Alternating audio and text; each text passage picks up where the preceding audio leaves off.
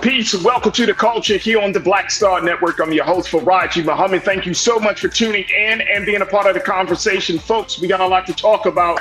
Let's talk about President Biden making history as he joined the United Auto Workers on their protest on the picket lines. We'll share with you what the president had to say about that. Also, we'll talk about Vice President Harris continues her fight for our freedoms tour at HBCU. She's down at Morehouse College in Atlanta. And I'm going to share with you some of the remarks she's made about the issues of abortion, voting rights, and so much more of that. Later on, let's talk about this Texas student that was suspended twice because of the length of his hair. Now his family has moved forward to actually filing a lawsuit against the governor of Texas over the hair dispute. And my question to you is, should they sue? We'll talk a little bit about that. And I got a big announcement today, folks. Woo! Huge. Very excited to share it with you. So make sure y'all stick around because the big announcement is going to be happening this afternoon. All right. So we got a lot to cover here on this today's edition of The Culture. Make sure y'all tune in. Make sure y'all jump into the chat on YouTube. And of course, we got stick around. We got so much more. So stay with us. It's The Culture happening here, right here, exclusively here on the Black Star Network. Let's go.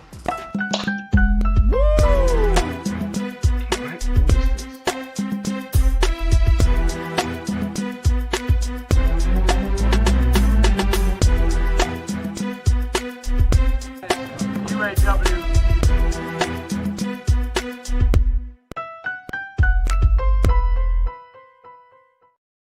All right, folks, welcome to The Culture here on the Black Star Network. I'm your host, Farajii Muhammad. Thank you so much for checking in and riding with us this afternoon. Folks, we got a lot to talk about, but let me first check in with my crew, the Culture crew that is checking in all around the country. I see folks on Roland Martin's YouTube page, and folks, you could join us right there as well. Just go onto YouTube, look under Roland Martin, and click on the link for the show that is streaming live right now.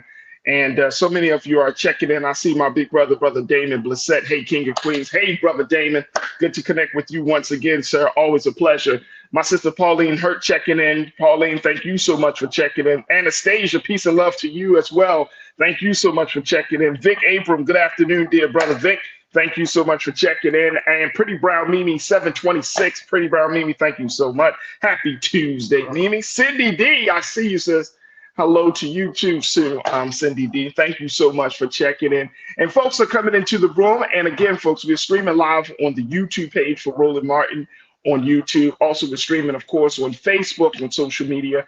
But our big distributor, our big platforms, of course, our home platforms, blackstarnetwork.com. Make sure you go to our website today, download the app for free, follow us on social media, and more importantly, give something to help power this digital movement. So that's at blackstarnetwork.com. And you could also check us out on Amazon News or your Fire TV. And we're also on Plex TV. And on those two platforms, you can check us out 24 hours a day, 7 days a week. So looking forward to that. And we're still growing, folks. We are still growing and building. All right, let's talk about the history that was made today.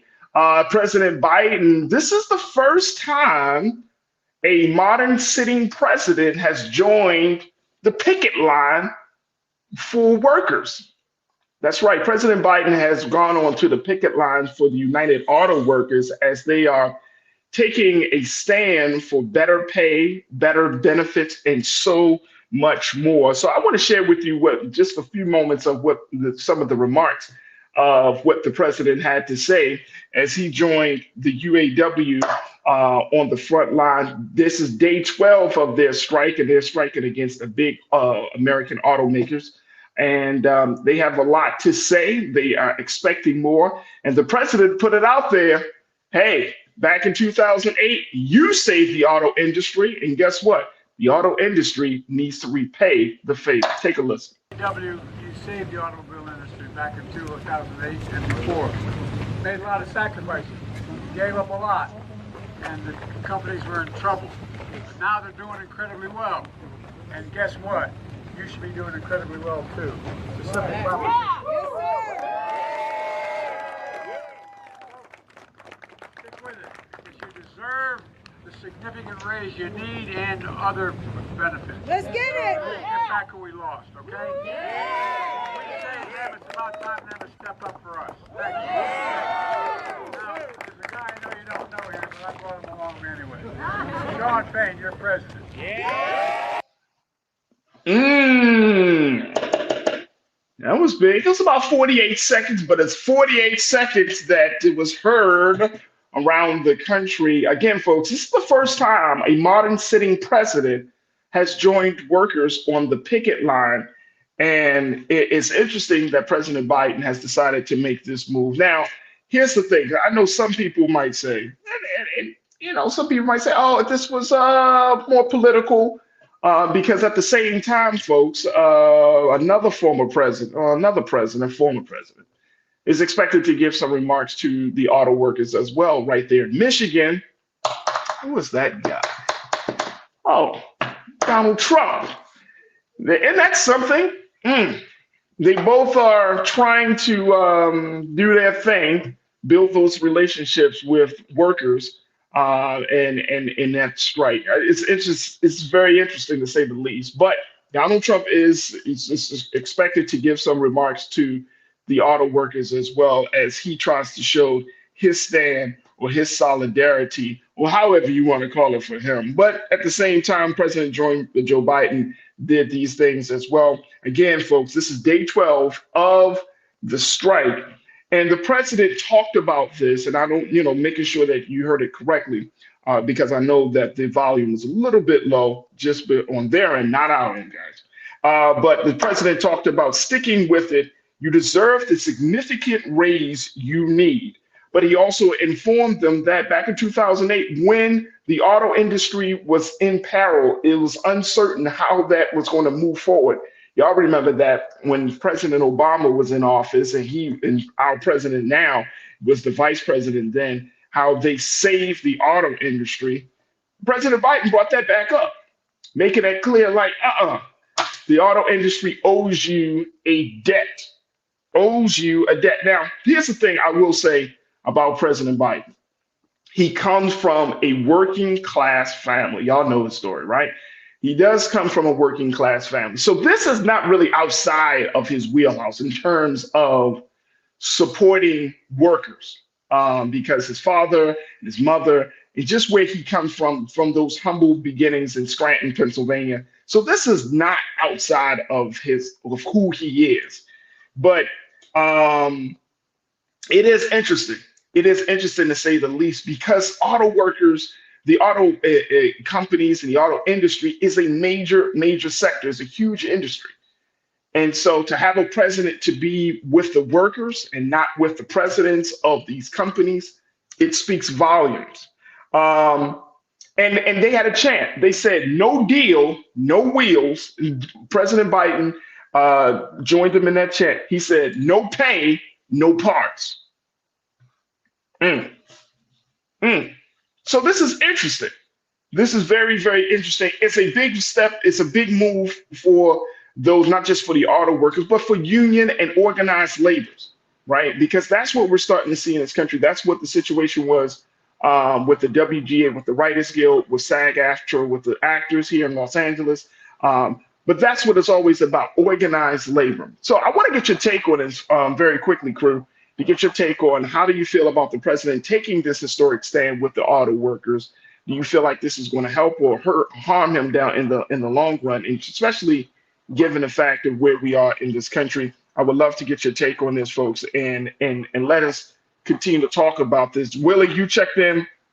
You said peace, love, and power, family, working and listening. I appreciate you, big brother Willie Frazier. Thank you so much as well. Brother Conscious Thought, my guy, you say greetings and salutations. Good to see you too, Brother Conscious Thought. We'll connect with you. McCole, hey, McCole, good to connect with you. But crew, talk to me about this. Talk to me about the president standing with workers. And I think I'm going to give the president where it's due, the credit where it's due for the president. If you don't stand with the workers in this country, you're not going to have the country. You see what I'm saying? Like, that's the backbone. One of the things that the president mentioned in his remarks was the simple fact that you cannot have, there would be not just an auto industry, but you have to have organized labor. You have to have unions. You have to have this because this is the as he calls it, like the core of the middle class. Of this is the backbone of the country. So you have to have workers. You have to protect workers' rights. And I think this is going to be moving forward. This is probably going to be definitely on the agenda for a lot of states. It may not be on the federal, for the national election agenda, but for the agenda for the states across this country, the workers, the rights of workers, making sure that you ensure benefits, making sure that workers are paid with, reasonable wages or good wages, so that way they can support their families, especially as rising cost of living goes up all across this country. It's making it harder and harder. And when I'm looking at the situation here in Hollywood, but then I'm also looking at the situation like with the auto workers, when corporations intervene and that level of capitalism really kicks in, it makes it harder and harder for workers, for families to live. And it's just that simple. It makes it very hard for families to live. Davey, thank you so much for checking in. Davey Floater, you said this doesn't harm him, it will help him. He has been outflanked by Trump in Palestine, Ohio, and he has that railroad strike blemish. He needs working class support to win. Absolutely. I agree with you there, Davey. Thank you for posting that. You're absolutely right. He needs this. He needs worker support, man. And one thing that I will say about where we are in this country, regardless of your political affiliation, everything, I think we can all agree that if you're working in certain industries, where if you're working in the mining industry, the coal industry, if you're working in like factory work, if you're doing any type of quote unquote blue collar job, you should be well supported. You should be able to take care of your families. You should have benefits. I mean, this is just simple stuff here, folks. This doesn't even matter whether you're black or white. Like, this is just across the board. And you should have unions. There should be ways to make sure that all of these things are always advocated by an organized group of people with organized labor. You should.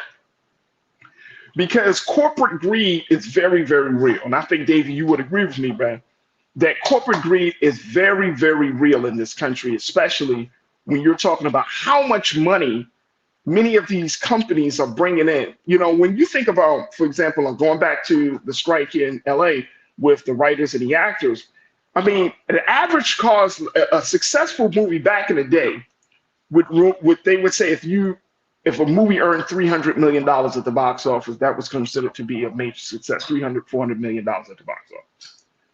Now, a successful movie, let's take a movie like Barbie, let's take a movie like Mario, let's take any of these major movies that have come out over these past couple of months. They've hit the $1 billion mark, folks. The $1 billion mark. And if you have all of this talent, you have crew members, you have writers, you have the directors, you have actors, and they're literally getting, $50,000 or $60,000. Like writers might get $60,000, right? All of those things. If you're getting paid $60,000, but the studios are making, hand over fist money. How is that fair? You're using the brilliance and the talent of people to create a product that garners you millions upon millions of dollars, and yet they still can't feed their families. They can't live in the city that they work in. They can't survive. So that happens in Hollywood. And so we know what's happening in the automakers. The president said that these auto companies are doing incredibly well.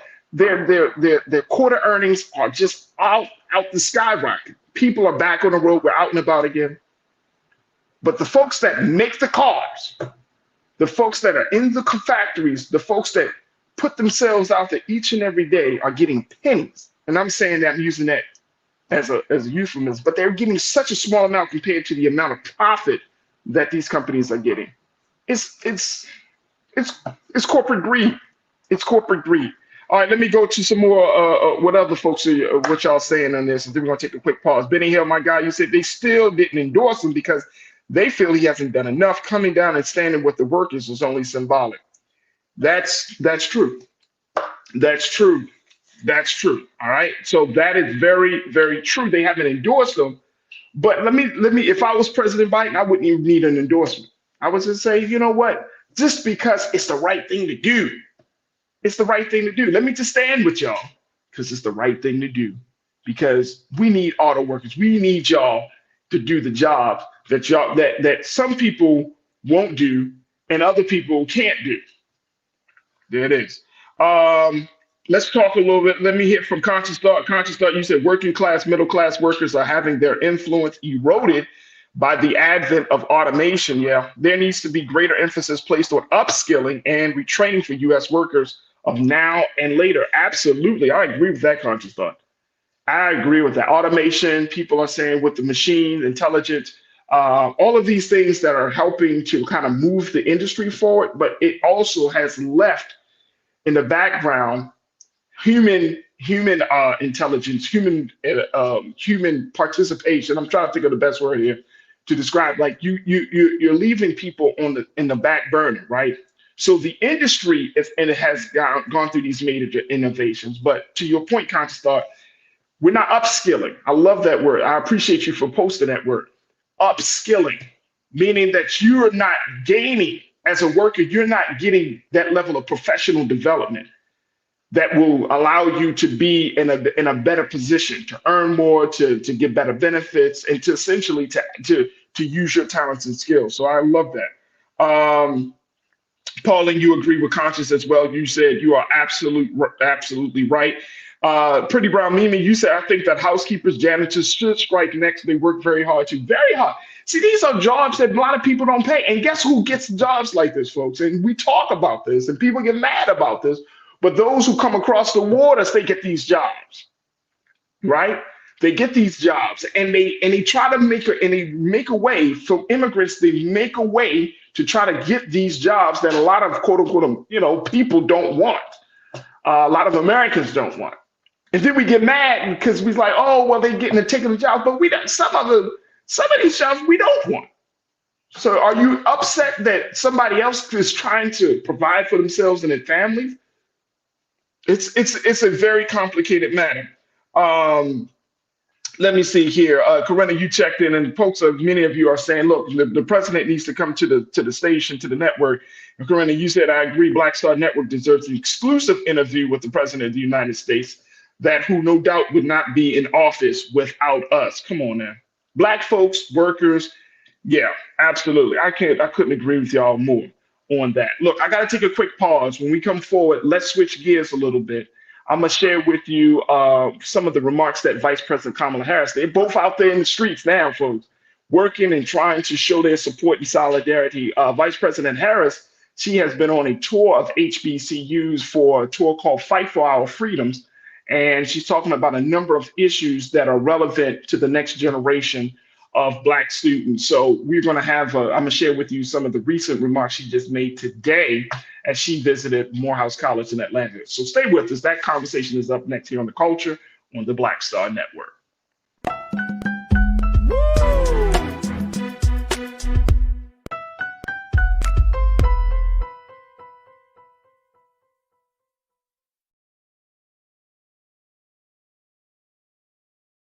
On his first day in office, with the country in crisis, President Biden got to work for us.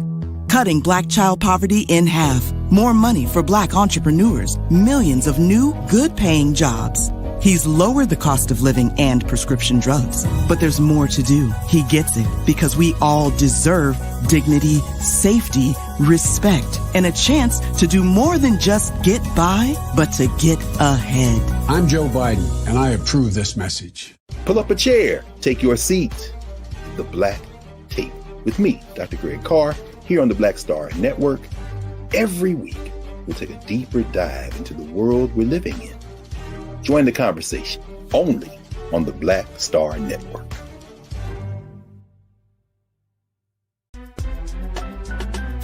I'm Farajii Muhammad, live from LA. And this is The Culture. The Culture is a two-way conversation. You and me. We talk about the stories, politics, the good, the bad, and the downright ugly. So join our community every day at 3 p.m. Eastern and let your voice be heard. Hey, we're all in this together. So let's talk about it and see what kind of trouble we can get into. It's The Culture. Weekdays at 3, only on the Black Star Network. When you talk about blackness and what happens in black culture, we're about covering these things that matter to us, speaking to our issues and concerns. This is a genuine people-powered movement. There's a lot of stuff that we're not getting. You get it, and you spread the word. We wish to plead our own cause. Too long have others spoken for us. We cannot tell our own story if we can't pay for it. This is about covering us. Invest in black-owned media. Your dollars matter. We don't have to keep asking them to cover our stuff. So please support us in what we do, folks.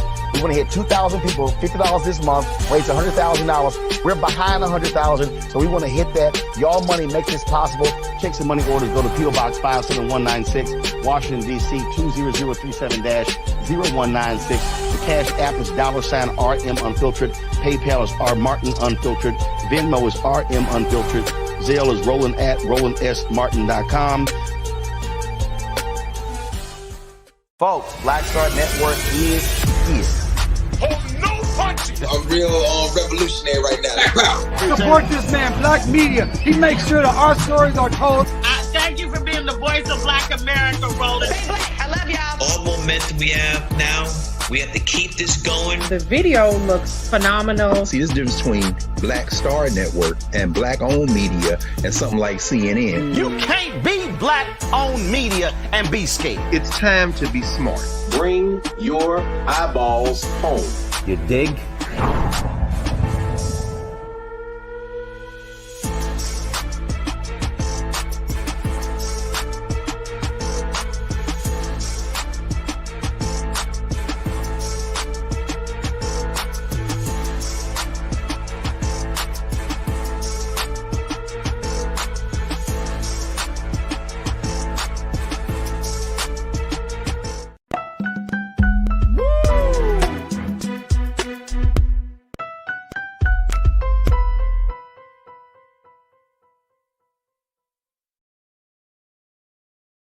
All right, folks, welcome back to the show. Welcome to The Culture here on the Black Star Network.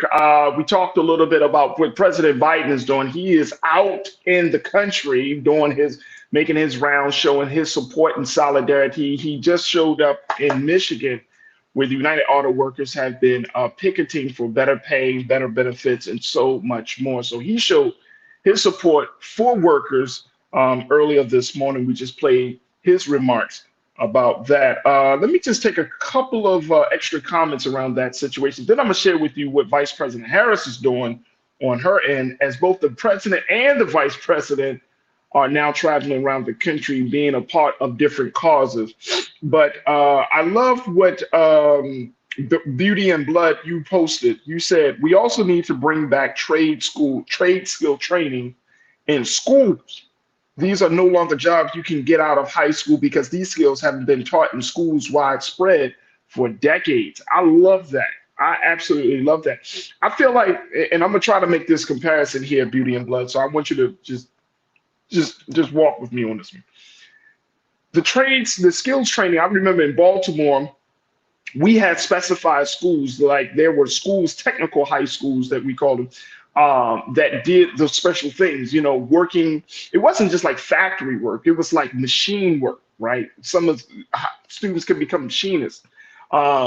Students can learn how to use machines for whether it's construction or for design work, those type of things. So trade schools have a place.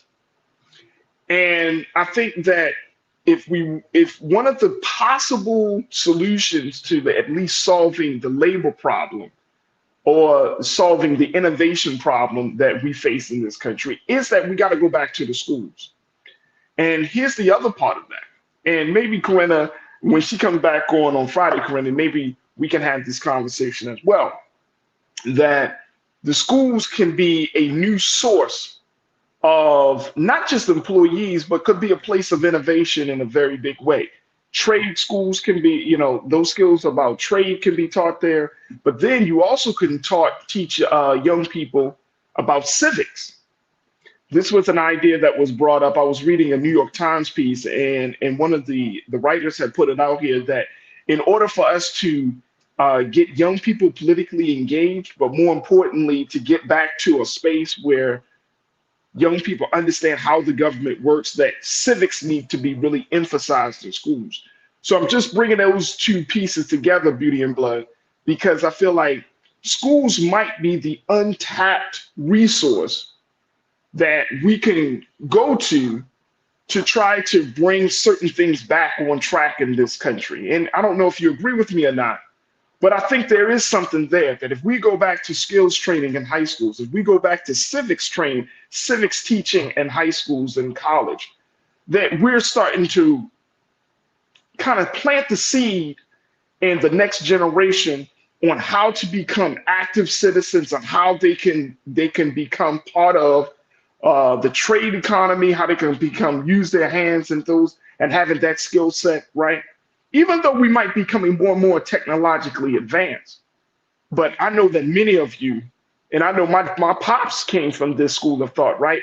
Being able to use your hands along with your brain is a real huge skill set.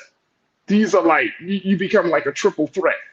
You know what I'm saying? So you have good ideas, you know how to use your head, you know how to think. You know what I'm saying? Like you become this very marketable, for lack of a better word, worker, right? Because you have these skill sets. So that might be something that we need to consider and even advocate for. Something that we need to advocate for, especially in the Black community. You got a lot of young men, a lot of young women who would love to kind of get back to that and not just simply look at the screens all day, but to get back to using their hands, building something. I know many of you are probably in that space. There's a lot of satisfaction you get from building something or doing something using your hands from scratch. So just wanted to throw that out there. I think that is a fantastic idea, Beauty and Blood. So thank you for bringing that into the conversation. All right, now let's switch gears. Let's talk about what Vice President Kamala Harris is doing, as she is doing her part to show solidarity and advocate for certain things for the next generation of young Black students and Black leaders. She has been making her way going to HBCUs. She started kicking it off, this Fight for Our Freedoms tour with NC in North Carolina, and talking to Black students there. She got a warm reception there.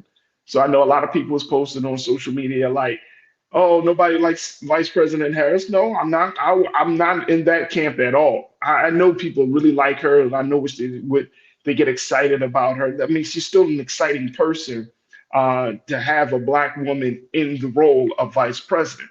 So we can't just act as if that's not something to be excited about. So students, she talked to the students there. She made her way from North Carolina. Now she's in Atlanta today. She visited Morehouse College and those schools down there. You have Morehouse, you have Spelman, you have Morris Brown. So she's making her rounds down there. And she talked about those issues that were important to the next generation of Black students and Black leaders. Talking about abortion, climate control, the banning of books, and so much more. So I'm going to share with you a little bit of what she said as she spoke to the students of Morehouse College today. Take a listen. And so I'm also here to remind you of the power of your vote, the importance of registering to vote, and then voting as one of the ways that you will make a difference in our country, in our communities, and to the future of the world. So those are the many reasons that I'm on this tour that is about saying we all are in this fight and this fundamental fight for our freedoms. And this is not a time to sit passively by while there is what I believe a full-on intentional attack against hard-won, hard-fought freedoms and rights. And so I'm here to work with you and to say thank you for all that you are doing as the leaders in our country who are going to make the difference. Amazing. Amazing. Really quickly, raise your hand if you're already registered to vote. Yes, amazing. Now, who in here is going to register if you're not already registered? Okay, that's all right. I like your honesty. You should absolutely get ready to get registered to vote. This is going to be serious at the local level and, of course, the election year next year. Now, we have student questions because, of course, we want to make sure that our students are involved. We have RJ Jackson, a student in the audience.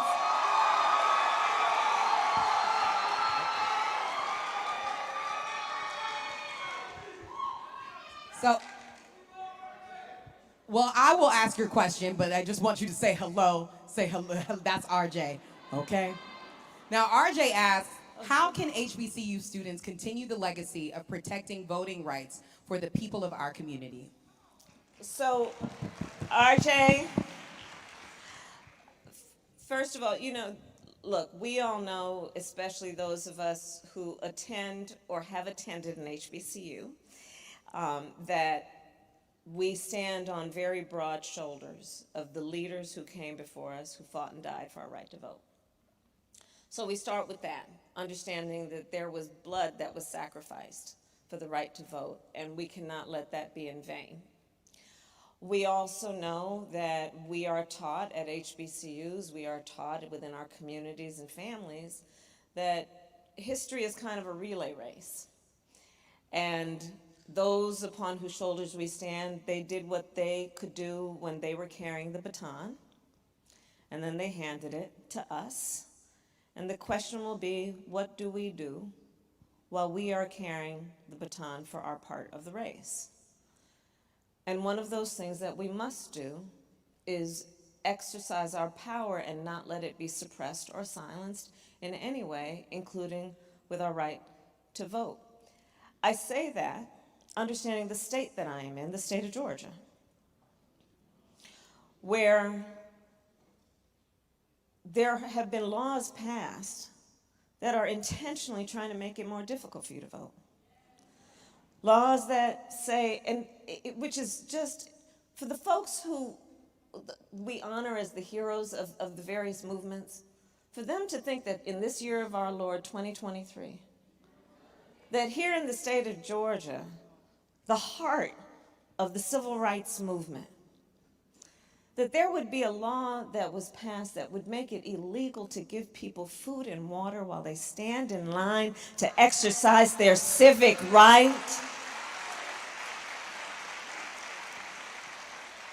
And the hypocrisy abounds, because whatever happened to love thy neighbor?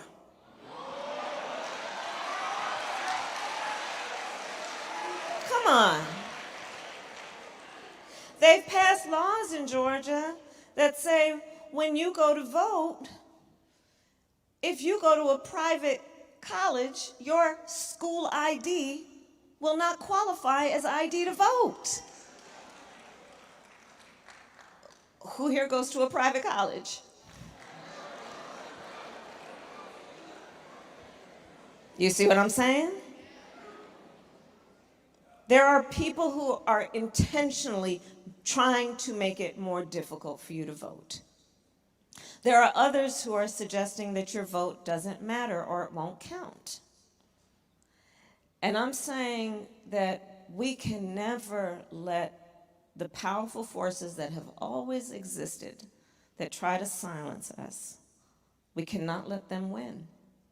And I would further add that there is empirical evidence of the fact that when you vote, it matters.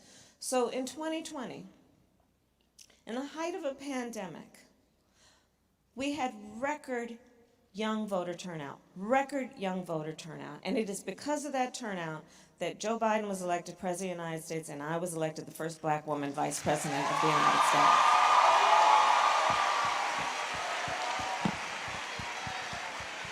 Because you voted. Because you voted. And our young leaders said, we know that our HBCUs are centers of academic excellence, but have for too long been underfunded. And because you voted and we were able to get in office together with Cedric Richmond, we have now invested over $7 billion in our HBCUs. Because you voted and said too many of our communities around the country, our babies are drinking toxic water out of lead pipes, and those lead pipes need to be removed, and the grandmothers and grandfathers have been talking about it for generations. And because you voted, we are now in the process of removing all the lead pipes in our country. Because you voted and said our HBCU students are 70% of the population are Pell Grant eligible, and you need to increase Pell Grants. We've been able to do that because you voted. Because you voted and said student loan debt is slowing down my ability to pursue a career that I might want for the sake of a career that pays enough so I can pay off that debt, even though that's not my passion. You said student loan debt is slowing down my ability to be able to have a family or buy a home. We came in office and then forgave student loan debt of up to $20,000 for Pell Grant recipients. But here's the thing. There are a whole bunch of people who didn't want us to have that happen and have stood in the way of allowing that to follow through. We have to keep voting to push through these policies that we know will actually have an impact on real people's lives. And Cedric, if you want to add anything to that in terms of some of this work and why voting really did matter and will matter. Well, the best example is why voting matters is because you have Vice President Harris, some people refer to, some people say Madam Vice President, but around the White House we call her the MVP. But the fact that you have a Vice President that left the White House to come to the House to talk to you all is the biggest example of why your vote matters. Amazing. So, Madam VP, we're both HBCU graduates, Morehouse here, Howard there. Yes. You know. And there's always one.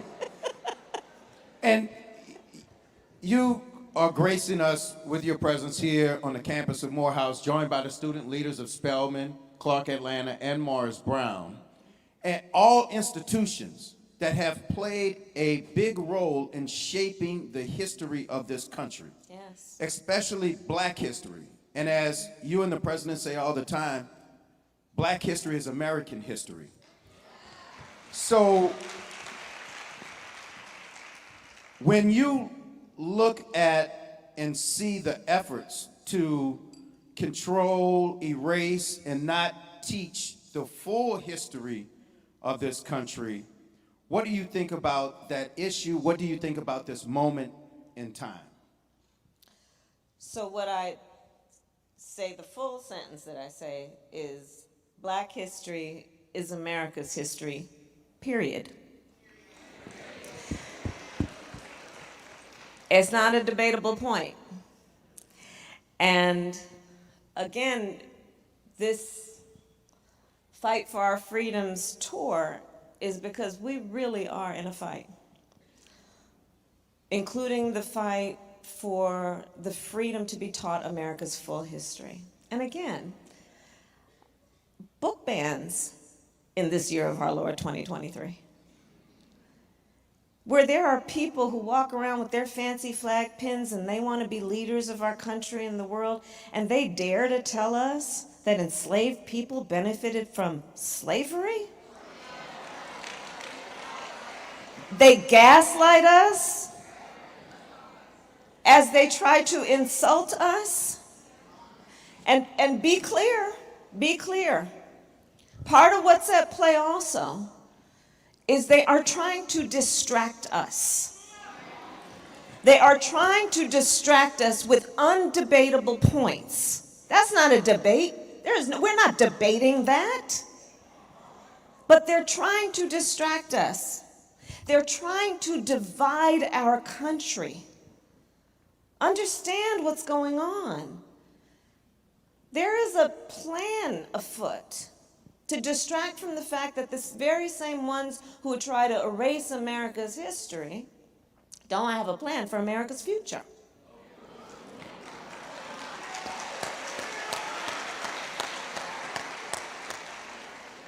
They try to divide us, to suggest that we are all different so that we don't build coalition, which history has always taught us is one of the most important ingredients in any movement in our country that has been about progress. They try to distract us and divide us. We cannot let that happen. You look at what's happening with what they're doing around, for example, in Florida, the Don't Say Gay bill. Now, I proudly performed some of the first same-sex marriages in our country in 2004. Okay. So next year, I'm dating myself. Next year, that's going to be 20 years from now, from next year. I'm looking at the young teachers in Florida who are in their 20s, who may be in a same-sex relationship, who are afraid to put up a photograph of their family for fear they may be fired. That's what's happening in our country.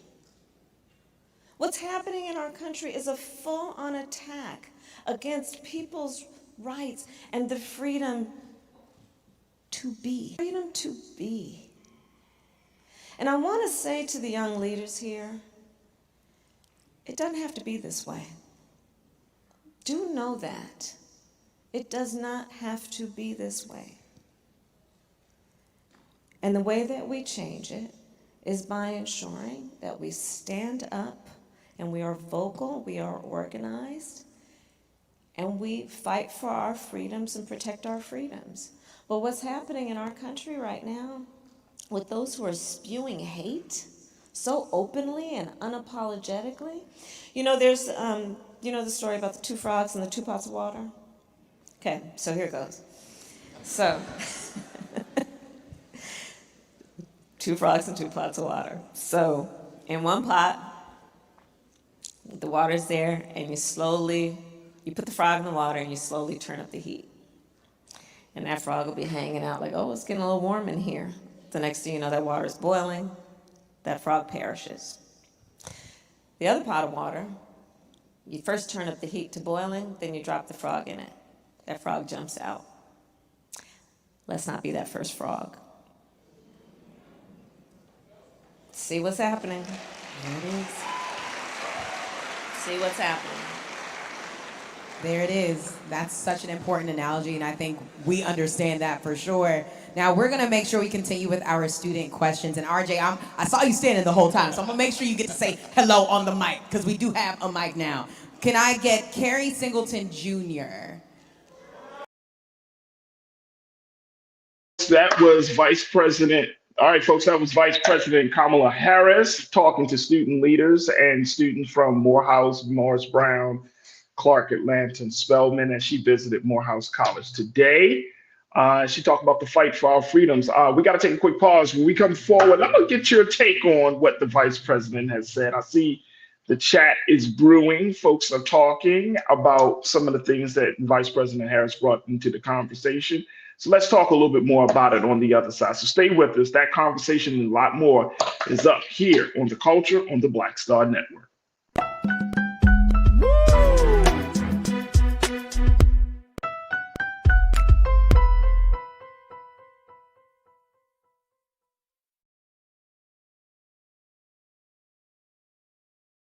President Biden has delivered for Black America. More funding for Black entrepreneurs. Millions of new good-paying jobs. He's lowering the cost of medications and the cost of living. Joe Biden is delivering for us, and that's the facts. Pull up a chair. Take your seat. The Black Tape with me, Dr. Greg Carr, here on the Black Star Network. Every week, we'll take a deeper dive into the world we're living in. Join the conversation only on the Black Star Network.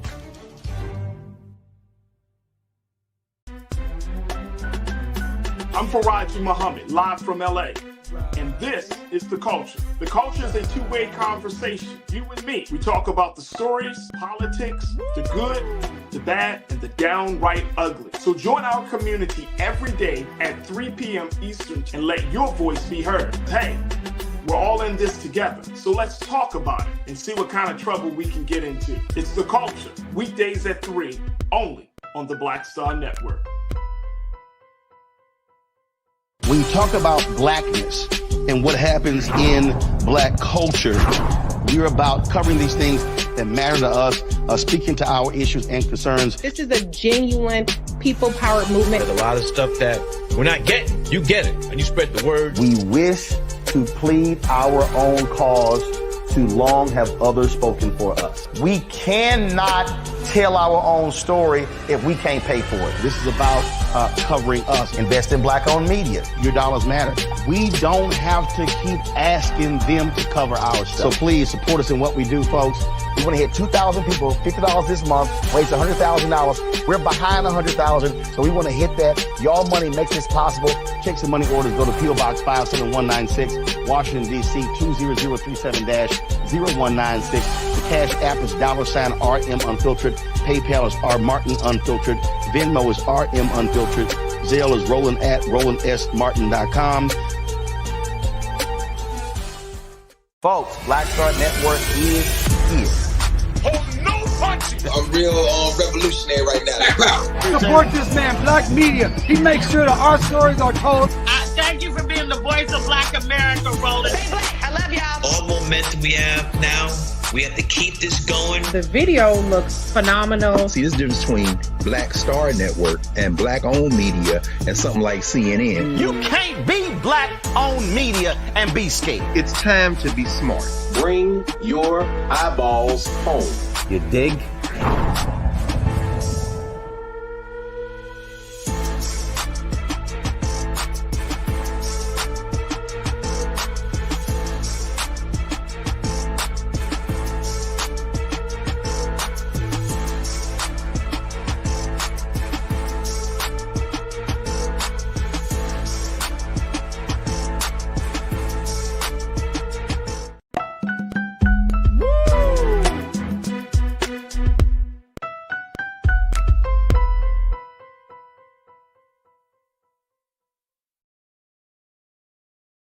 All right, folks, welcome back to The Culture here on the Black Star Network. I'm your host, Farajii Muhammad. Thank you so much for tuning in and being a part of the conversation. We just played for you some remarks from Vice President Kamala Harris as she visited Morehouse College down in Atlanta, Georgia, speaking to students and student leaders about the importance of a number of issues, from everything from abortion to voting rights to banning books in the country, and the importance of getting involved in the process. I want to get your take, crew, on the things that you shared, the things that Vice President Harris said, and get your take about, the direction that she is working in, especially now, given all of these dynamics, and especially since we are a year away from the national election. Now, folks, we're streaming live right now on Roland Martin's YouTube page. Just go to YouTube, click on Roland Martin, click on the link for the live stream of today's show. We're also streaming on Facebook, and of course on blackstarnetwork.com, and on Amazon News and your Fire TV and Plex TV, where you can find us on those two platforms 24 hours a day, 7 days a week. All right, crew. So what's your take on what Vice President Harris had to say about all of these issues and talking to these student leaders from these HBCUs about their importance and involvement? Do you feel like that this is going to, is she adding to the conversation? And what more importantly, the things that is she saying that how do we move forward on? And this is not just about semantics as much as it is about the fact that we are in a place right now where we have to bring Black students into the fold. And so I applaud her for at least going to the HBCUs, to having those type of conversations, to getting some thoughts from the student body. Because guess what, folks? We don't normally hear from young people, from young leaders, from student leaders until something happens. But to get them into the conversation now, this is a good start. This is, well, not going to say start. I would say this is a good place for us to be. But what's your take on this as we talk about the situation? All right, let me go to what y'all have to say. Um, Let me see here. Let me start here with Andre. You posted something. Andre John. Andre, you thank you so much for joining us once again, sir. You said, what's she going to do about it? I tell you, with the thumbs down, nothing at all, nothing, all talk. Just rally up the base for next year's election. What a joke. Wow. Sounds like you're pretty critical, Andre, about the vice president's efforts to get young people engaged. Is there a particular part of this of her demonstration, or just in her efforts that really got under your skin? Because I want to get more details before we respond, but I would love to hear, Andre, why you're taking this stance, especially when she's reaching out to HBCUs. Thank you so much. Let me hear from other folks. And folks, you can check in on our page, or check in on Roland Martin's YouTube page, and we can have this part of the conversation. Anastasia, you checked in and said, I have to say this Morehouse School of Medicine also have white students at these schools here in Atlanta, Georgia. Well, why not? Why not? Why not have white students? I remember at Morgan in Baltimore, they had students from Palestine and Israel and students from all around the globe. Why not? Why not? Maybe they'll get a better understanding, a greater sense of consciousness will start to emerge because they are in a Black school. And so they can hear the problems, they can hear about these issues, they can have a better sense of how to serve Black people. Yeah, why not? I think it's a great idea that they allow white students in medical school there. Absolutely. Real Brooklyn, you checked in and said, since being the vice, the only thing she is known for is abortion rights. What about jobs, jobs, jobs, and bringing back manufacturing jobs? Well, yeah, okay. That's a great question. I think we can just throw that out there on the table as well. What about the jobs?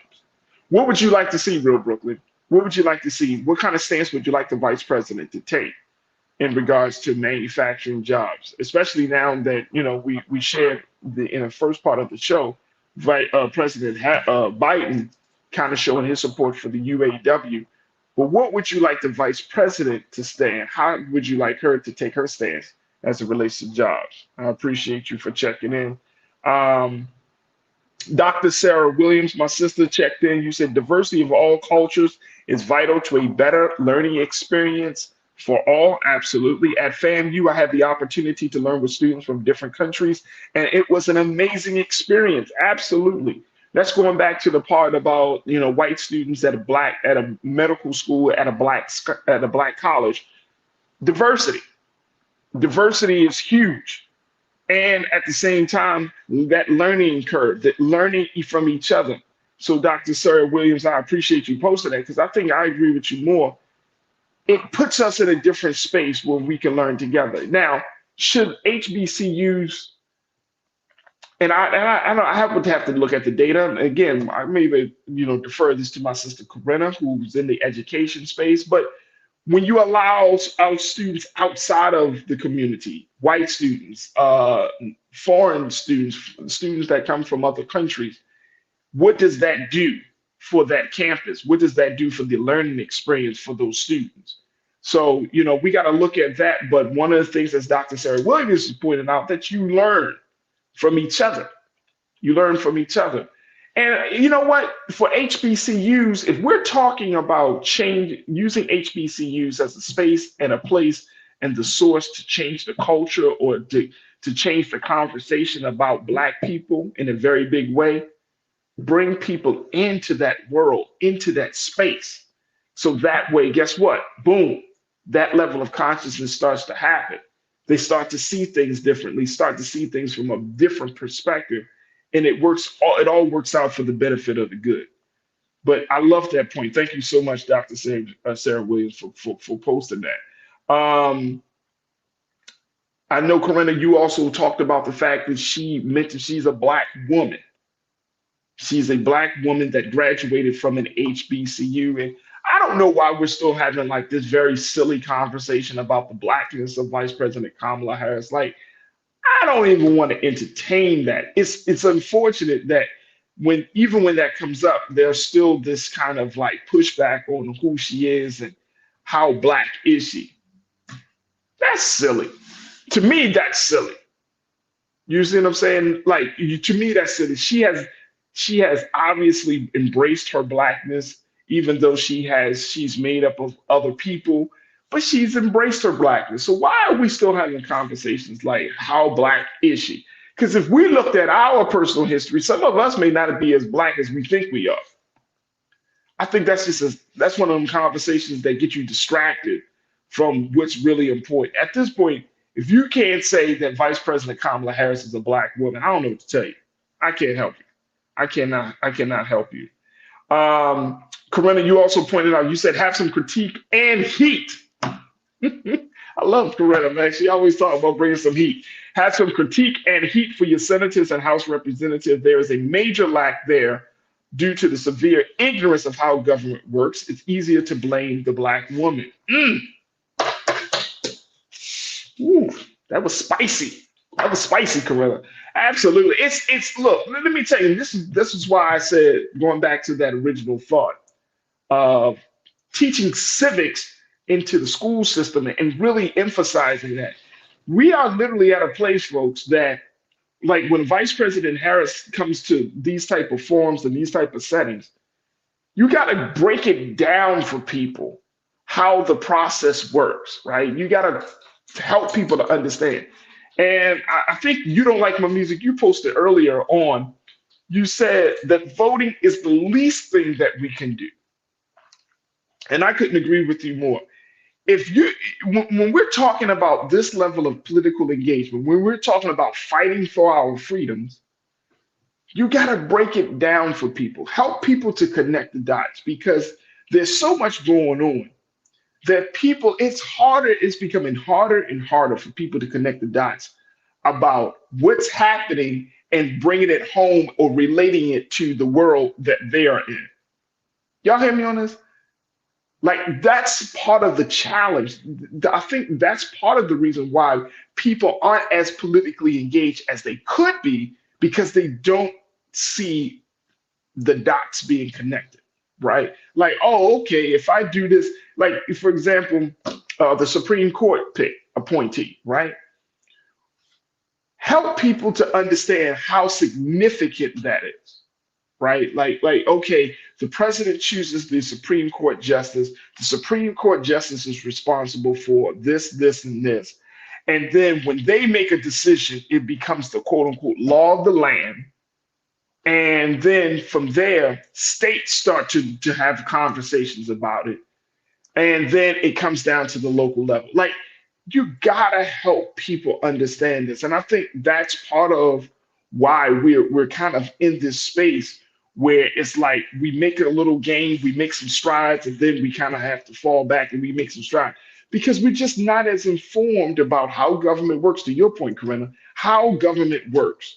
We're not as informed, or we don't have really any interest to know what's going on with our government, what's going on with certain bills, what's going on with this law and that law. Like, we just don't have any interest. So you got to help people to see, and you got to help people to connect the dots. All right, here we go. What else we got here? Waited for Real, you checked in. Waited for Real, thank you for checking in. You said last month, Vice President Harris just announced how she helped bring more than 200 manufacturing jobs to Wisconsin. Big shout for that. I didn't hear that announcement, but if she made that announcement, that's a huge plus. Definitely a huge plus. All right, let me see who is. My sister Anastasia checked in. You said, Anastasia, she's the first woman in the vice president seat, so let's give her some points on that. Second, we as a people need to read Martin Luther King's speech on economics and how it applies to us as a people teach that. Let me tell you something. Once you bring King into the conversation, you got my full attention, okay? Anastasia, you got my full attention. If we have a sense, and I'm gonna say this and we're gonna take our next pause. If when the way Dr. King taught, and I don't know if any of you are students of Dr. King in terms of his, not just his oratory skills, but students of his thinking, his personal politics, his methodology behind what he did when he was among us as working in the civil rights movement. You got to understand his economics. You got to understand that Dr. King saw things. He's a systems thinker, first thing. And if you're not familiar with that terminology, the systems thinker is not just seeing the small pieces, but also how the small pieces relate to each other to create the larger system. And I've studied system thinking. Brother Damon Blissett, I know you as an engineer, you understand this concept as well. So when you're talking about being a systems thinker, Dr. King was the type of man that looked at the small pieces, then he said, okay, so this works like this works like this, and now this is the end result, this is the outcome. Or if you put this amount of material in, this is going to be the output. So understanding that as Dr. King, in terms of his economics and how he saw things, right? It really was like, what is in the best benefit for the greater good, right? That's what we're in right now. And I think that we can all learn from Dr. King. Every single one of us that's listening to my voice, that's in the chat, even me as I'm saying these words to you, we can all benefit from Dr. King because he understood systems, he understood politics, and he understood people. So his economics, back to your point, Anastasia, was not just about profit and losses, gains and dividends and that level of economics. His economics was human capital. Understanding that if a human being put this much thing and brought this much talent and skills into the system, then what would be the quote unquote return on the investment from that, right? And so that is part of the great consciousness. That's part of this movement that we are advocating for right now, to get out of just seeing people as things and seeing people as people, and then understanding that people, through their talents, their skills, their brilliance, their intelligence, bring something into the system, right? And then create this overall system of not just dollars and cents, but also bring a system that's going to open us up to understanding how a person's talent can lead to a person's full expression, and how that full expression can lead to service, and how that service can lead to a better quality of life for all people to enjoy. That level of economics. All right, I got to take a quick pause. When we come back, more conversation with you as we kind of break down some of the ideas and some of the thoughts that Vice President Kamala Harris put forward to Black student leaders. And of course, I want to hear what your thoughts are about these things. So stay with us. Let's continue the conversation on the other side here on The Culture on the Black Star Network.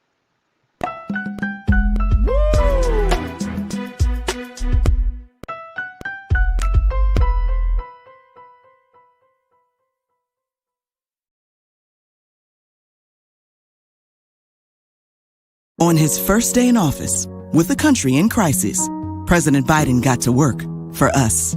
Cutting Black child poverty in half, more money for Black entrepreneurs, millions of new, good-paying jobs. He's lowered the cost of living and prescription drugs. But there's more to do. He gets it because we all deserve dignity, safety, respect, and a chance to do more than just get by, but to get ahead. I'm Joe Biden, and I approve this message. When you talk about blackness and what happens in Black culture, we're about covering these things that matter to us, speaking to our issues and concerns. This is a genuine people-powered movement. There's a lot of stuff that we're not getting. You get it, and you spread the word. We wish to plead our own cause. Too long have others spoken for us. We cannot tell our own story if we can't pay for it. This is about covering us. Invest in black-owned media. Your dollars matter. We don't have to keep asking them to cover our stuff. So please support us in what we do, folks. We want to hit 2,000 people, $50 this month, raise $100,000. We're behind 100,000, so we want to hit that. Y'all money makes this possible. Check some money orders. Go to P.O. Box 57196, Washington, D.C. 20037-0196. The Cash App is $RM Unfiltered. PayPal is R Martin Unfiltered. Venmo is RM Unfiltered. Zelle is Roland at RolandSMartin.com.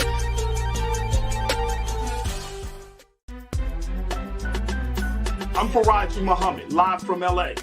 And this is The Culture. The Culture is a two-way conversation. You and me. We talk about the stories, politics, the good, the bad, and the downright ugly. So join our community every day at 3 p.m. Eastern and let your voice be heard. Hey, we're all in this together. So let's talk about it and see what kind of trouble we can get into. It's The Culture. Weekdays at 3, only on the Black Star Network. Folks, Black Star Network is here. Oh, no punching! I'm real revolutionary right now. Support this man, Black Media. He makes sure that our stories are told. Thank you for being the voice of Black America, Roland. Stay black. I love y'all. All momentum we have now, we have to keep this going. The video looks phenomenal. See, this difference between Black Star Network and black-owned media and something like CNN. You can't be black-owned media and be scared. It's time to be smart. Bring your eyeballs home. You dig?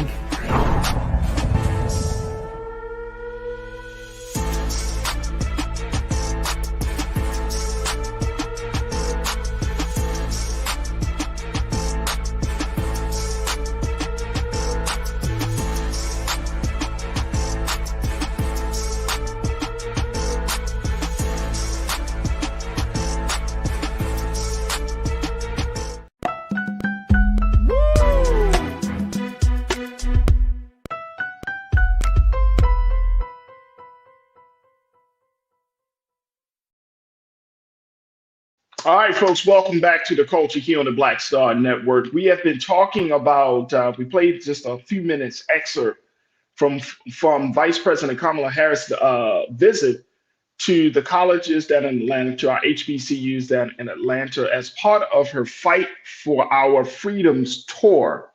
And this is a tour she's going to be doing for a month, for a 30-day period.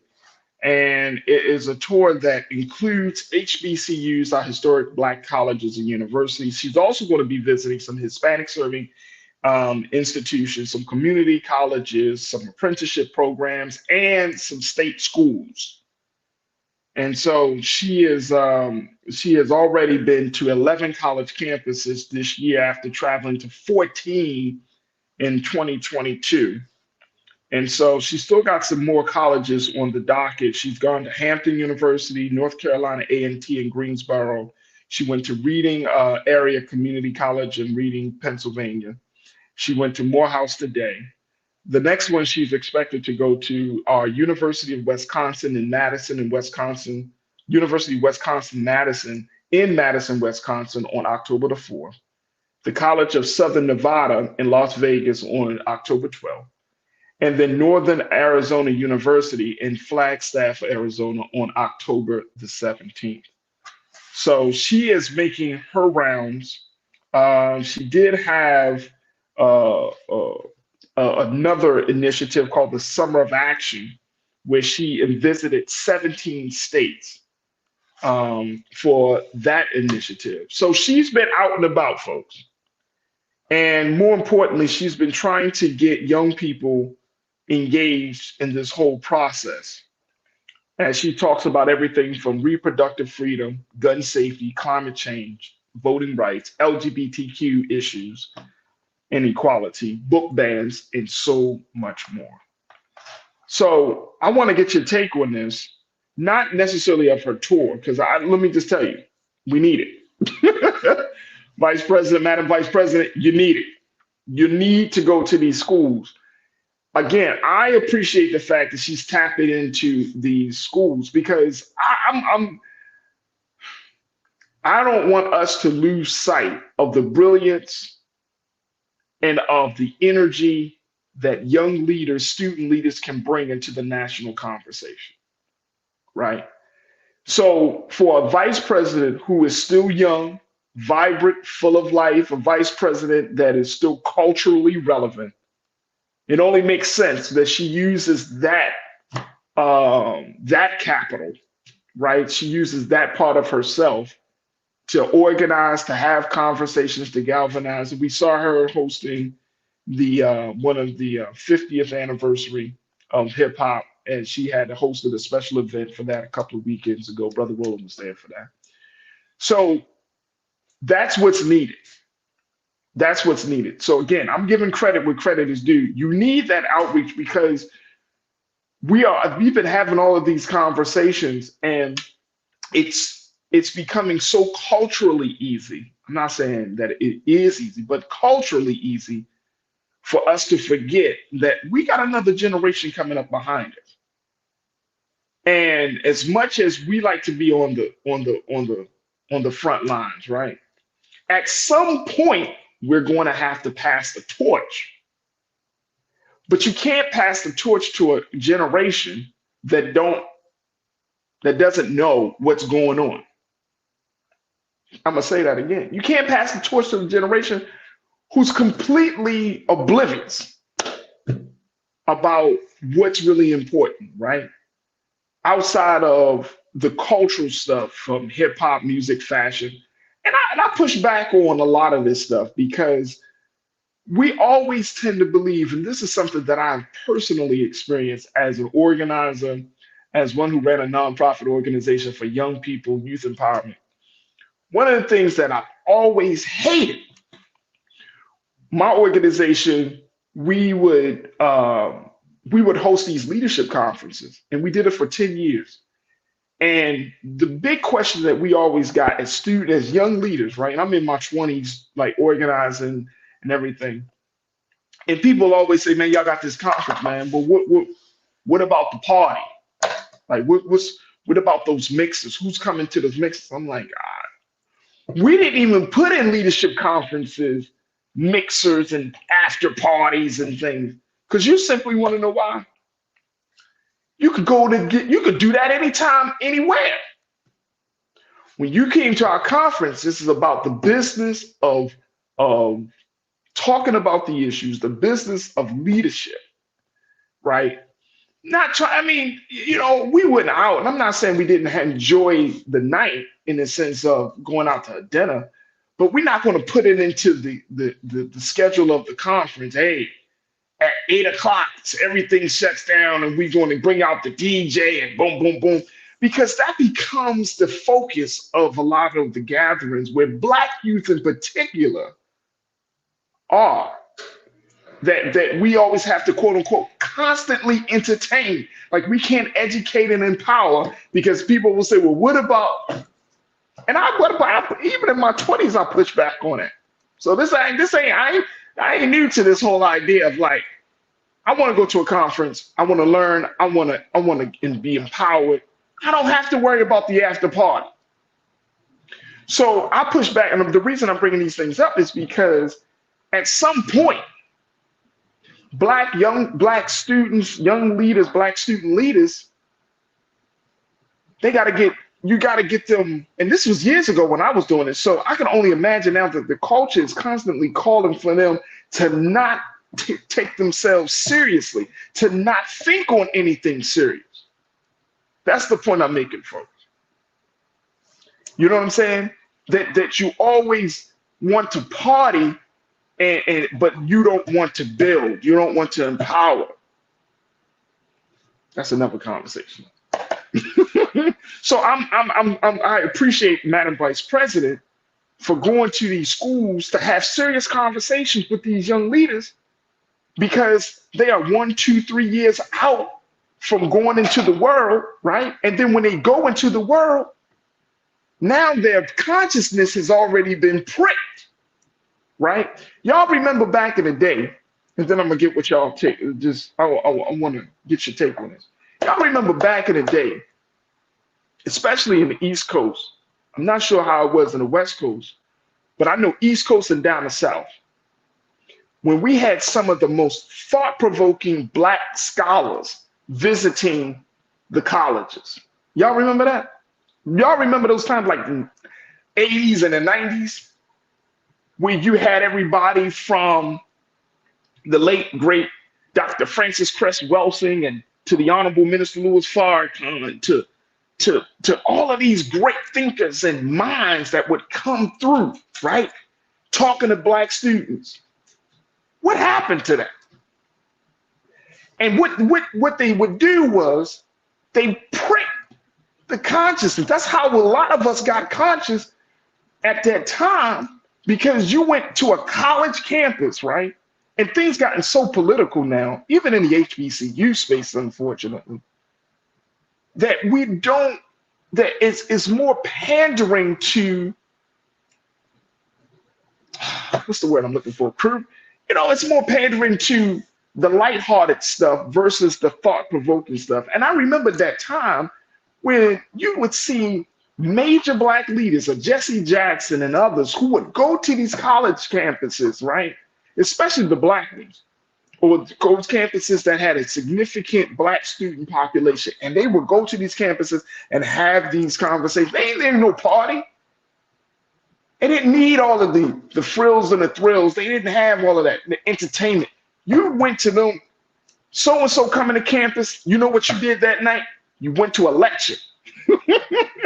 And we may need to bring that back into the culture, because that's the time we're living in, where you got to have thought-provoking leaders coming straight to the students. Students ain't driving to certain things, but having a Black leader come into a student and you talking about the issue, you really getting them excited about service, about their people, about this idea of freedom and liberation, right on the college campus. Students never forget moments like that. That's the type of culture I'm trying to push back into the situation, right? Y'all remember that? Y'all talk to me on that. So yeah, I'm excited and I'm happy that the vice president is moving in this direction, because we got to bring young people into the conversation. Latrice, you said too much partying and not enough business. We're at a critical time and Black folks are focused on nonsense.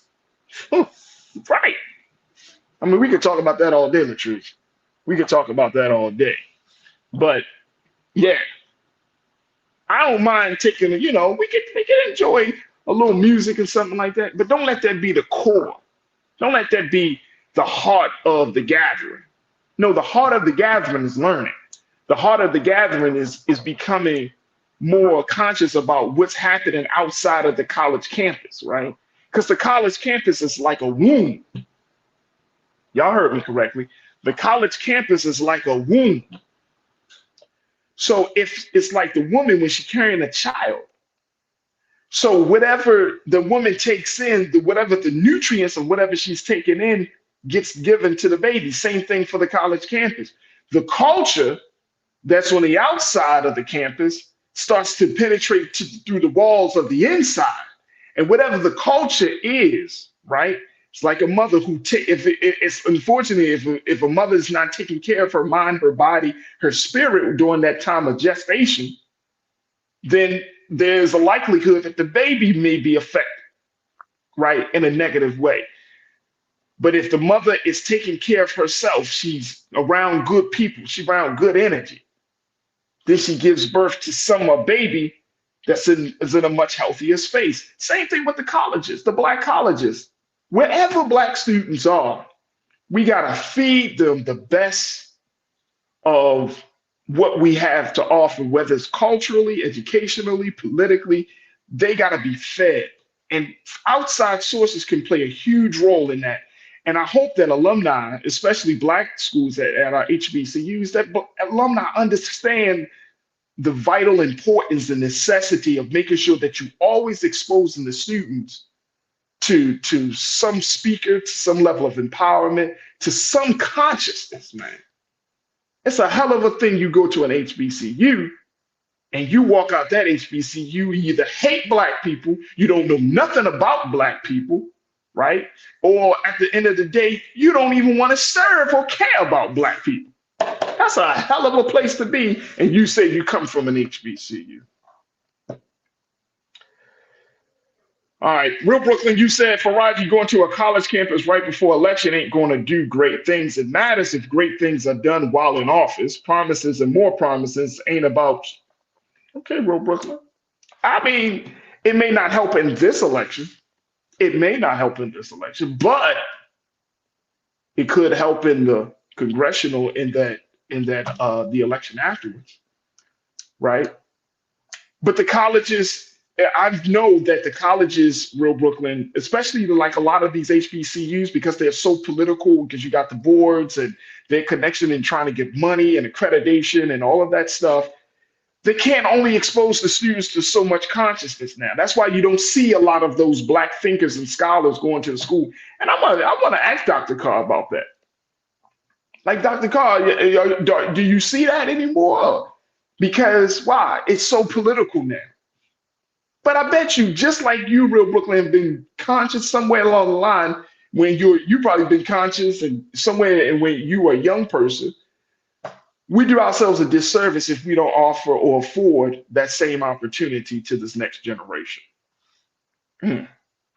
Beauty and Blood, you said, unfortunately, currently young people like myself are focused on keeping a roof above our head, food in our mouths, and paying our school debts.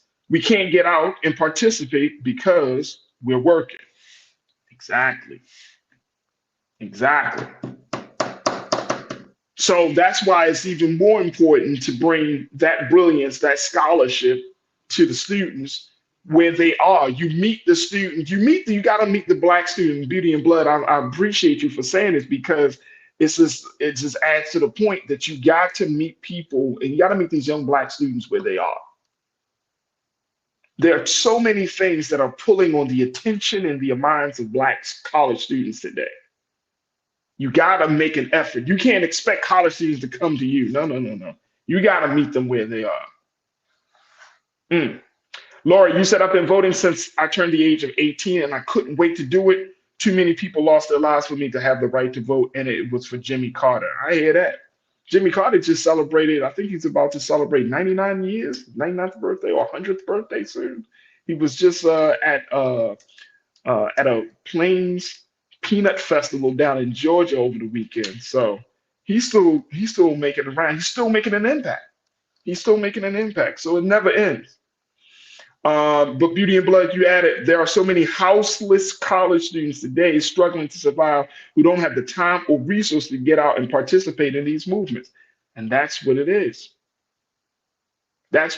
So if we know that, then that's why colleges, especially our HBCUs, have to make sure that they bring that to the students. First, you got to get nobody listening to no stuff about no movement if they can't eat and they don't have a place to live. You gotta help students there first and foremost. You gotta meet that bare necessity, food and a roof over your head. Once that happens, then you could start talking politics and getting involved and all that stuff. But you shouldn't have no houseless students, man. Black students that go to a black school. Come on. Tiana, you said President Jimmy Carter would be 99 on October 1st. Absolutely. I appreciate that. Thank you so much. Corinna, you checked back and you said we have to connect the dots for those college students to educate them on how this impacts their lives. Exactly. And guess what? They want to know. There's this assumption, Corinna, I'm sure you probably heard this, that black students don't care. And that's not true. You can go in any college, whether it's an HBCU or PWI, predominantly white institution, and you talk to any black student there, the issues are so big and it's so blatant now at this point in time, y'all. And I got to take another pause. At this point in time, it's hard to not see it. You see what I'm saying? They want to know. What's going on? How can I get involved? How can I make this situation better? That's how big all of this is that we're experiencing. They want to know.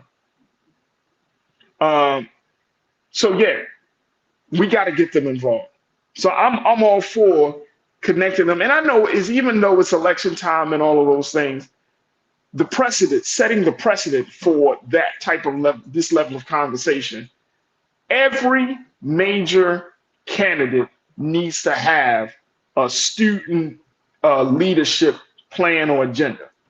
How do you plan to engage the next generation? It would be wonderful. I'm just throwing this out there, y'all.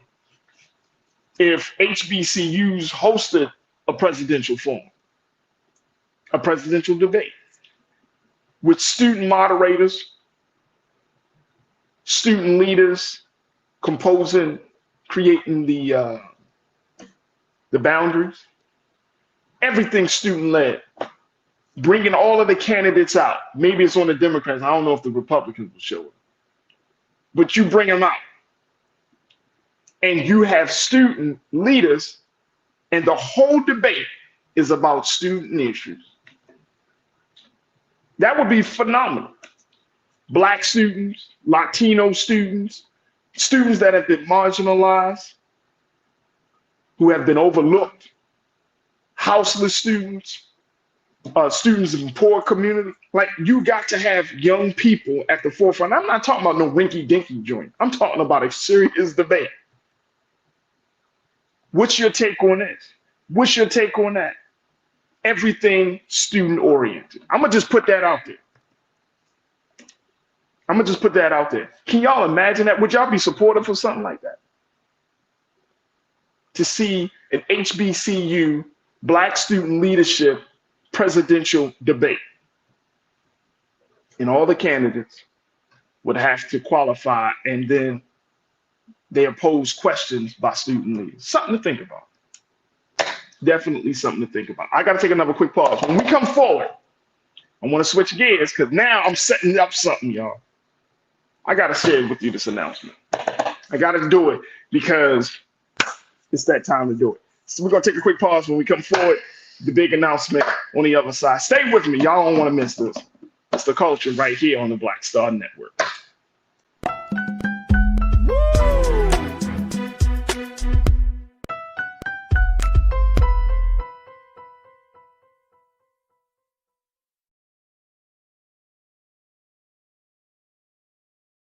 President Biden has delivered for Black America. More funding for Black entrepreneurs. Millions of new good-paying jobs. He's lowering the cost of medications and the cost of living. Joe Biden is delivering for us, and that's the facts. Folks, Black Star Network is here. Oh, no punches! I'm real revolutionary right now. Support this man, Black Media. He makes sure that our stories are told. Thank you for being the voice of Black America, Roland. Stay black. I love y'all. All momentum we have now, we have to keep this going. The video looks phenomenal. See, there's a difference between Black Star Network and Black-owned media and something like CNN. You can't be Black-owned media and be scared. It's time to be smart. Bring your eyeballs home. You dig?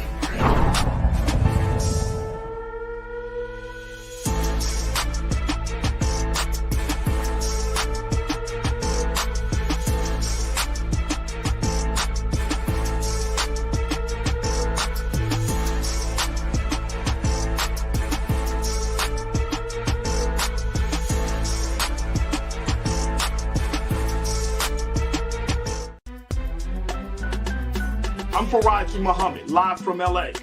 And this is The Culture. The Culture is a two-way conversation. You and me. We talk about the stories, politics, the good, the bad, and the downright ugly. So join our community every day at 3 p.m. Eastern and let your voice be heard. Hey, we're all in this together. So let's talk about it and see what kind of trouble we can get into. It's The Culture. Weekdays at 3, only on the Black Star Network.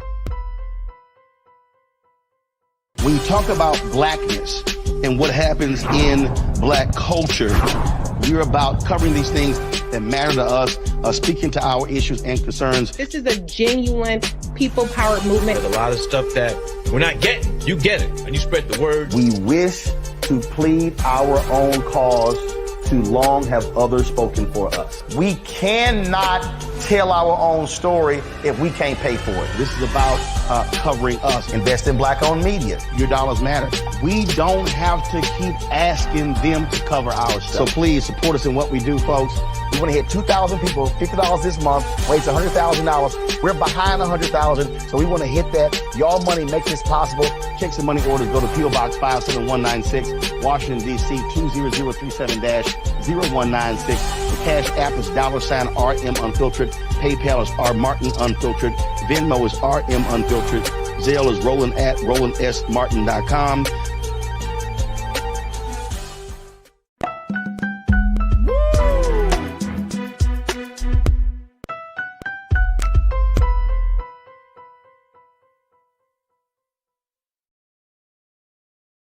All right, folks, welcome back to the show. I can't even keep my face straight because I'm so doggone excited to share this with you. All right, so here's the thing, folks. As we've been having these conversations, I just take in a lot of what you say. And these conversations, they truly resonate with me even when the show is over. During the rest of the day, I'm thinking about your responses and everything. And then I'm constantly trying to do my due diligence of always tapping in and taking a look at what's going on in our culture, what's happening right now. And one of the big topics that I have seen on social media, even as late as this morning or this afternoon, just before the show, I've seen 2 or 3 posts on social media about one thing: men, the state of Black men. And so this is opening my eyes to something.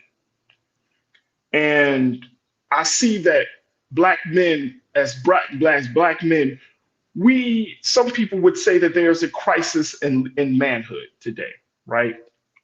Some say that Black men are in a state of uncertainty and in certain places of peril.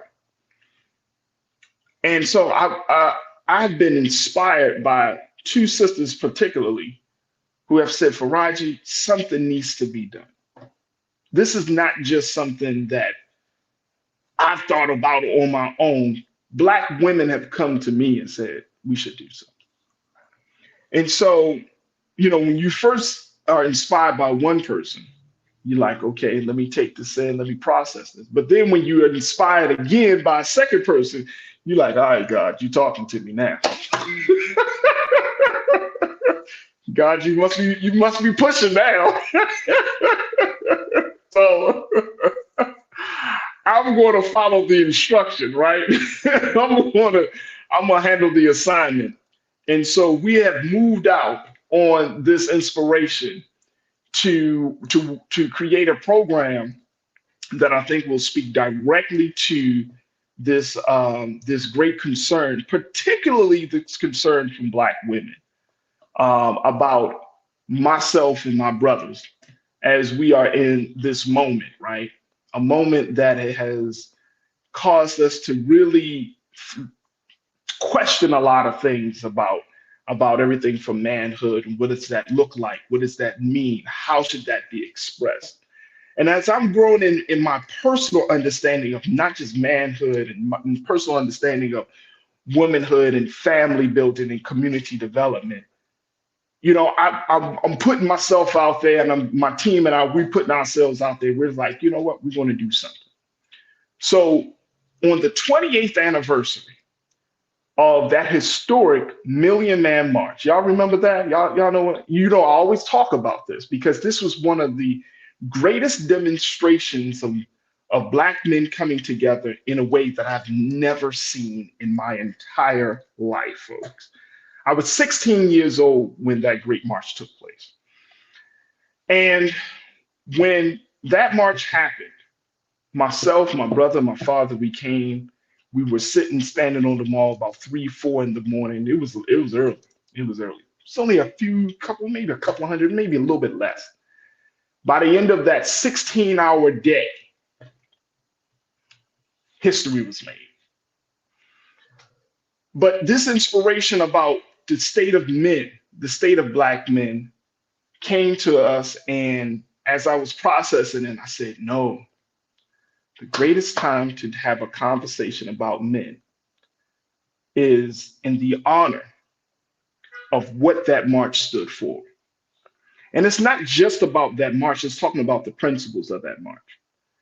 So I will say that kicking off on October 16th, 2023, the 28th anniversary of the historic Million Man March, we're going to be hosting here on the show the Culture's Black Men Summit, redefining and celebrating Black manhood. This right here will be a conversation that we will be having with brothers from across this country as we look at a few different areas. We're talking about spirit. We're kicking off the conversation on October 16, 2023, talking about spirituality and how Black men are in faith. Because we can't have a conversation about Black men. We could talk about economics, we could talk about politics, we could talk about all of that other stuff, but nothing supersedes how we see ourselves in relationship to our Creator, to God, however you want to frame it. But we need to have that part of the conversation first to kick us off in the right spirit and in the right manner. So we're going to kick that conversation off that week, October 16th, with talking about spirituality. And then every day for that week, from the 16th through the 20th, if Lee's good, let's put that poster back up, please. Thank you. Every day, we will have a different themed conversation as it talks about Black men in politics, Black men in education, Black men in mass media, Black men in the family, and in the community. We have to have some different conversations. And folks, when we put this, this is our first time talking about this. So already got people lined up.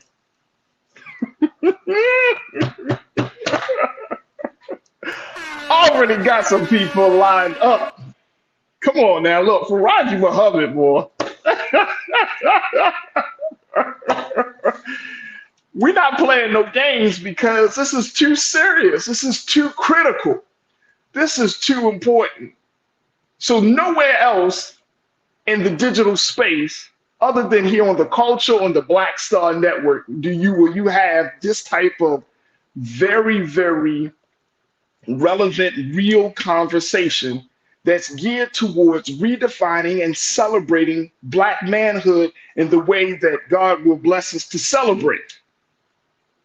So I'm asking you to just tell your family and friends that on October 16th, 4 p.m. to 5 p.m., every day for an hour, for that hour, every day of the week, from the 16th through the 20th, we have a deep dive into these conversations and how Black men are, the impact that we're made, how we are being shaped as it relates to politics, education, telling our story, mass media, family, community unit, and most importantly, what's going on in the heart, in the mind, in the spirit of Black men.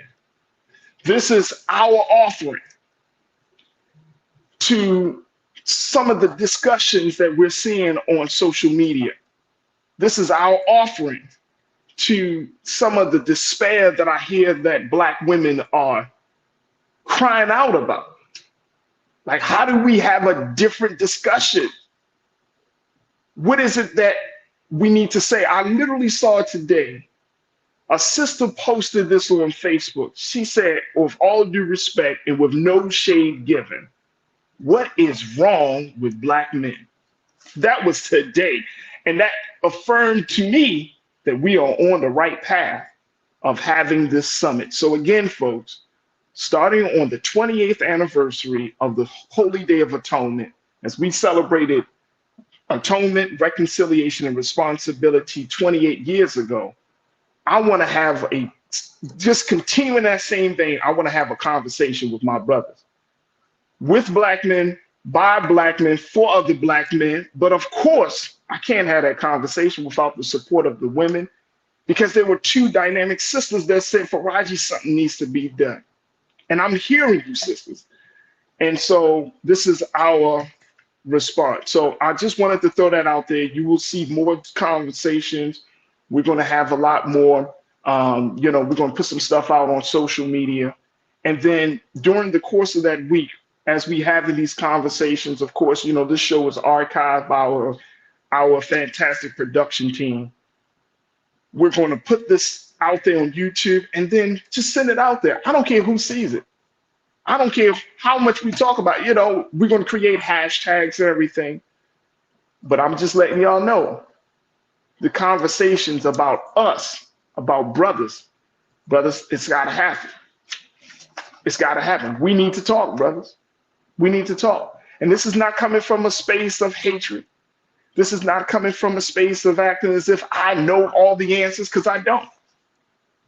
So that's why I'm getting older brothers. I'm getting seasoned brothers. I'm getting knowledgeable black men to come onto the show to offer their guidance, their wisdom, and then we're going to try to do our part. And then, as they say, let history be made, but more important, let God do his work on inspiring and raising the consciousness of our people. We just have so much to do.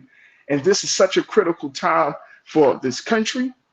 This is a critical time for our people. And so this is a critical time for Black America. And we want to respond to the time with doing something that is in accord with I believe and what we believe as being in accordance with the time, so we can bear fruit, right, in a very, very good and positive way. So again, folks, kicking off on October the 16th, 2023, we're going to be starting to host our Black Men Summit, redefining and celebrating Black manhood. If you want to get more information, if y'all want to, show your support, just email me. Email me at Farajii at blackstarnetwork.com, Farajii at blackstarnetwork.com. My culture crew, I'm going to be asking for you as we put this information out on social media. Please help us to spread the word. And again, this is not about me. It's not about, I just want people to watch the show. No. I want to just be a conduit, a space, a safe space to have some very serious, very empowering, very thought-provoking conversation, and to be used as just a tool, just a little part in the larger design of things, right? Just want to do my part. So that's the big announcement, folks. And I really, truly hope that you are able to join us. And I thank you for the continued support that you have given us here on this show. But this is the type of moves that we're going to be making. And God willing, we are going to be successful in this effort.